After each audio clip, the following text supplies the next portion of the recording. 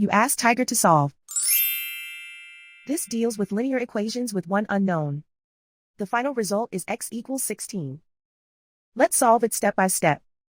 Group all constants on the right side of the equation. Add 6 to both sides. Simplify the arithmetic.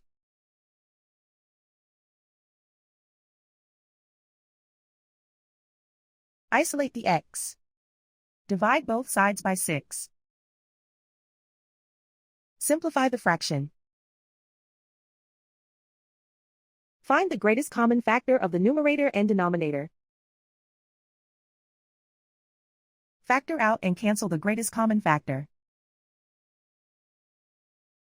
And so the final result is x equals 16.